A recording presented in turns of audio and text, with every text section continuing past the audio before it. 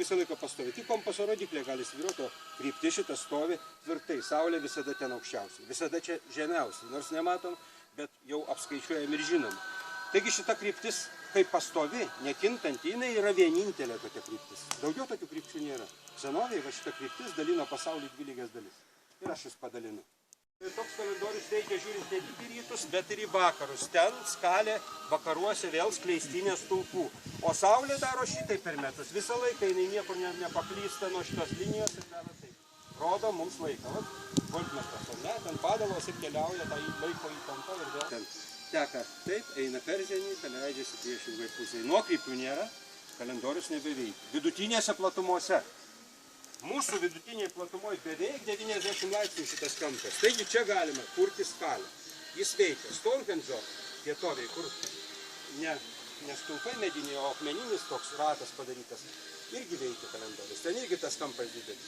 Sezonai labai keičiasi. Vasarą, žiemą ir toks kalendorius tiesiog būtinybė. Gal pusiauja, nesvarbu, tam bananai visi auga. Apie gamtos ritmo.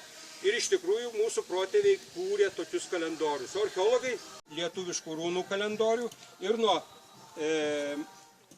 lazdos, kuri vadinama Gedimino skeptru, rastas Rėvos upės nuošliaužoje krantinėje, vadinamas Mėnulio kalendorius. Čia yra kūrybiškai sukomponuoti, kad atspindėti tos datos idėją. Vat parodysiu keletą tų idėjų. Va čia Saulė, kur leidžiasi per Kalėdas, ženklas šitas nuo medinių rūnų kalendorių paimtas medžio belapio ženklas, tai čia Kalėdos medis be lapų, gyvybė apmirusi, kalinta reiškia ten viduje ir vietoj Saulės, kuri vasarą čia turėtų būti aukštai, yra žvaigždė. Tai vat Kalėdų tas medis mūsų pavaizduotas ir apačioje Saulė ridinėjasi po medžio šaknimis, sakykime. Ir gruodžio mėnesio ženklas, iš Gedimino skeptro vadinamos tos lazdos, kur 12 mėnesių, kas buvo pažymėtas tam tikrų ženklų paaiškinti. Nes medis yra laiko medis, kalendorius. Paimkite fotoaparatą, pastatykite ant štatyvo ir kas mėnesį paspauskite mygtuką. Pavyzdžiui, obelį.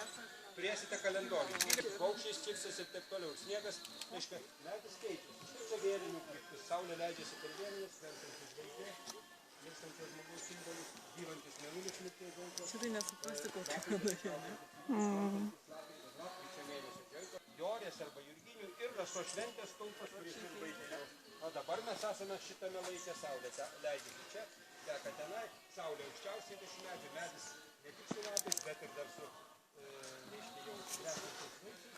Nesiskleidžiantis yra tokia birželio mėnesio ženklas. Tai va taip stulpai su laiko ženklai. Čia yra kalendoriaus idėja. Beje, galima pasakyti dar vaizdžiai, parodyti vaizdžiai, kaip atsiranda daiktiniai kalendoriai. Kai stulpų jau nebereikia, turi kokią tai lazdą, iš čia pas tave ženklai, kalendorinė lazda.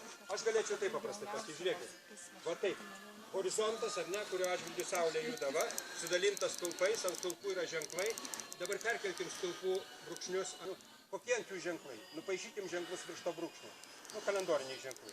Ir tarp tų brūkšnių su kalendoriniais ženklais švenčių pažymėkime, kiek brūkšnelių mažų, kiek dienų Saulė keliauja nuo vienos stulpo iki kito. 365 ir čia turime skalę. Nu ir skaičiuoju. Užkalbinot mane, pašnekėjau, malaus išgėrėm, užmiršau, kas čia kur ateinu, kur Saulė, koks ženklas ir vėl toliau.